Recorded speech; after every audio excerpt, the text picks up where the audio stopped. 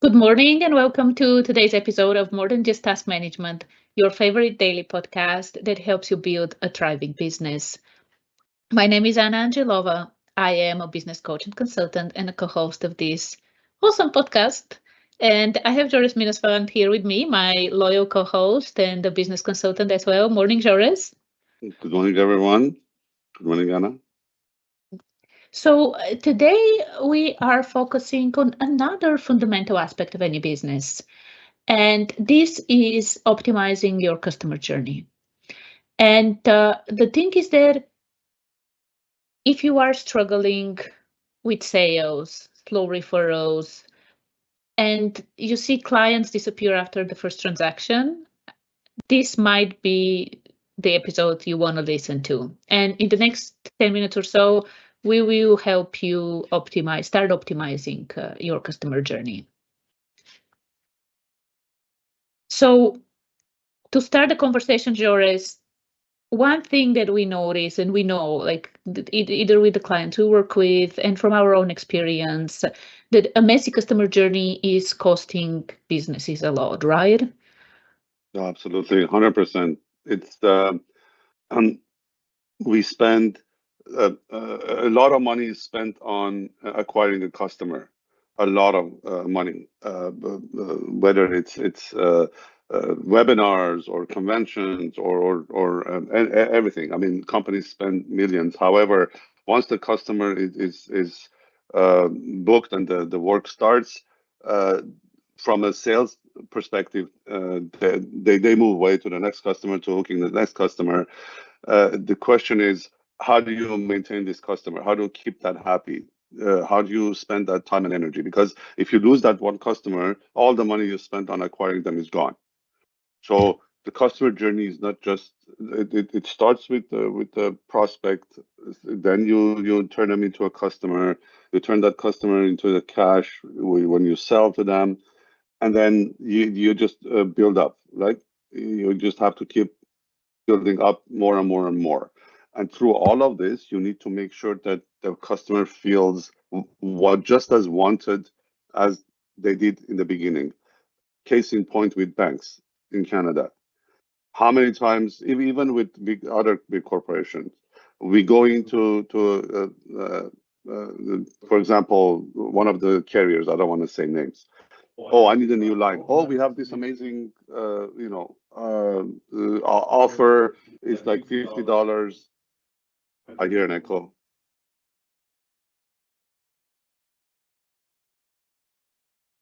And then but then I turn around and say, well, I have like two other lines with you guys. Why can't I get that deal? Oh no, we can't. Well, oh, let's see what. So as a existing customer, you feel bad. Same with my mortgage. I've been struggling with my bank for 2 years now. There are mortgages for first-time mortgagers, so such good deals available, and that they're not. I've been paying my mortgage for 30 years. I never missed a single payment. And so, anyways, if you want to keep customer journey is throughout the entire existence of your customer, your engagement with the customer, from acquisition all the way to delivery and land and expand session. So you need to pay it really good attention. Very well said, and absolutely, it's like every step, like you said, every step. And when you have friction, like whether it's because people are confused and they have no idea how to work with you, like this is even with the acquisition, right? Yeah. Or they don't know what to expect, right, for the next step. Or as I said, and as you said, okay, you sign them up, but then after the first transaction, they feel like that this is it. And especially if you're delivering services, like this is where, even if you sell products, right, like you won't repeat Mhm. customers. So Yep. having friction costs you sales and costs your business revenue and growth. And Yep. ultimately, these are the three steps, Joris, you already listed them, right? Like these are the three steps Mm. where you need to map and refine them. So how do you attract and educate people, right? How do people discover you and your business, about you, like your website, social Mhm. media, events you're going? You mentioned uh, Conferences. trade shows, conferences, things like this, right? Like Mm. how do people find you online and offline? Mm. And Yeah. how to educate them. So this is the first stage that you want to think about, like map what are the touch points and how clear are they, right? Then the next one is convert and commit, right? The sales. This is your sales process. Are the expectations clear? Do people know what the next steps are, what to expect when they work with you? And then delivering, and I would say deliver and deepen, right? Because you don't just want to deliver, you want to deepen. You want to think about, okay, what happens when someone buys? And how can you deliver results that build trust and loyalty? Make the customer want to come back for more. That's important. Yeah. And when you think about customers coming for more, right? Turning one-time buyers into like long-term, lifelong even advocates, right, for your business. You can really think about like how you deliver on the experience. And I call it experience because this is what we want. We want an experience, not just a transactional, oh, you paid for this, here you go kind of thing. So really thinking about, okay, someone buys from you, whether it's a product or a service, even with products, like even with products, you can turn it into an experience. Like what's the, like this applies more to services, but what's the onboarding experience, right? How can it be a thoughtful one? Or maybe you have some follow-up, like if it's a product, maybe there is some kind of a follow-up. Like after someone buys a product, there might be a follow-up to help them use the product, or if they have any questions, things like this, right? Referral program, we've talked about it, very, very important, like a referral program. Check-ins, right? And check-ins apply both with products and services. Like once in a while, once a quarter, let's say, check in, see how things are going. And even personalized thank you messages and call to actions for the next thing can be really powerful in today's world. Yeah. And very well said. Yeah. What you mentioned, Jores, I want to repeat it because it's so important that you said that people want to, like, your customer needs to feel wanted as if this is the first time like you engage with them, like as if this is the sales process, right? So key at every single point for you to optimize your customer journey. Make sure for people to become advocates, right? For your customers to become your advocates, make sure that at every single step, they feel seen, valued, and supported. Or like you said, Joris, wanted.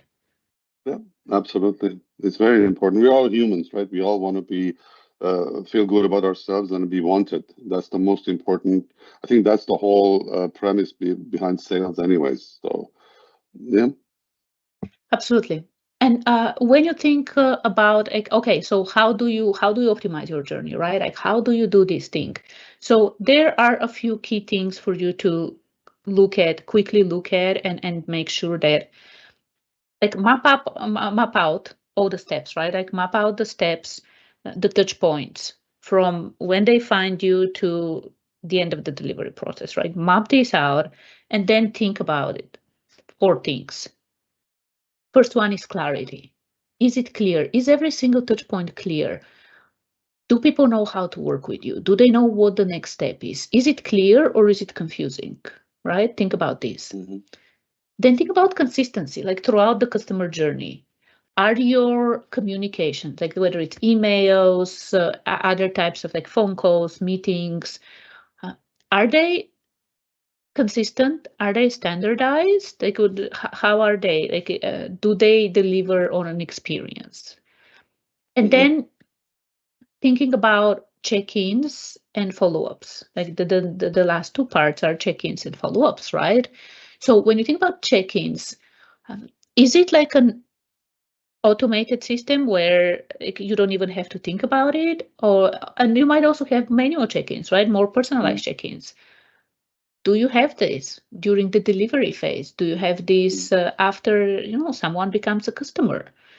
And follow-ups, like do clients hear from you after they sign the contract, after they buy the product? And Joris, I love what you said about like some of our experience, and this is a repeat from a theme that has been in our spotlight for the past week and even more, that as consumers we experience so much, even if it's from corporations, and this can teach us a lot about how we want to work our business, run our businesses. And what you were saying, like with the carriers, like when we went to one of the mobile providers, right?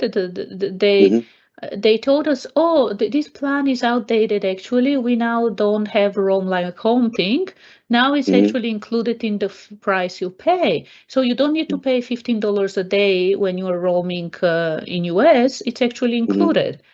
And it's like, really, But they only said I that have to go. when I have to go to you for you to tell me. I have been paying those the past, like when I was in US in February, and if this is an outdated or an old plan, so you charge me additionally. So they make money, yeah.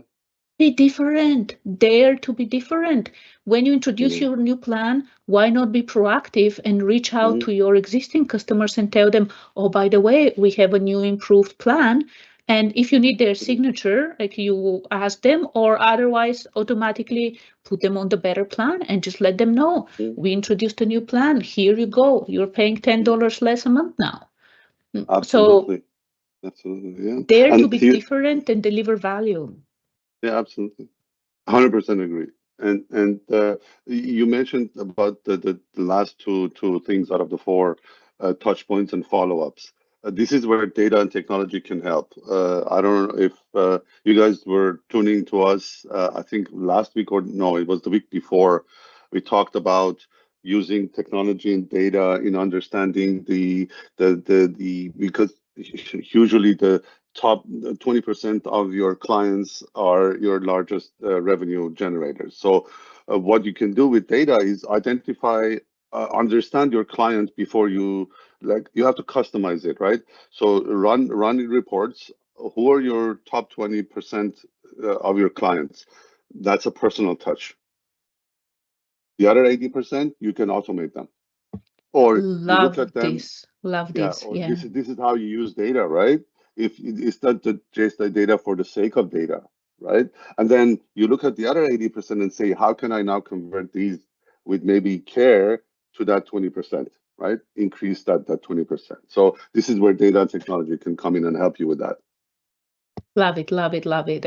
Awesome conversation, Joris. Thank you so much for your insights. And today, action item for our listeners, viewers, if you're watching this on our Plandor channel on YouTube, is take a look and see one thing. What's one thing? Like, don't overhaul your whole process. Like, one thing. What's one thing that you can optimize? One thing that you can remove friction and make better. What is one thing? Let us know even in the comments and commit to doing it. Commit to doing it, even if it's not today, right? Because some things might take a little bit of time to optimize, to update and change. So commit to doing this month, right? Like we still have a 1 week, over a week left in April. So what's one thing today? Identify what's one thing from the customer journey you want to optimize and go do it. Go do it in the next week or so. And as usual, if you need help with any of these, we are here for you. Whether you want to ask us questions that we can discuss in the future episodes of this podcast, or you would love to work with us and see how we can help you build a thriving business, we're here for you. Contact us, let us know, and subscribe, and come back tomorrow for another foundational actually conversation. Yeah, we will be talking about vision tomorrow. All right. Very well put, Anna. Thank you so much for all your insights. Thank you, everyone, for tuning in, and enjoy the rest of your day. And we'll see you and talk to you tomorrow. Thanks, Joris. Bye, everyone.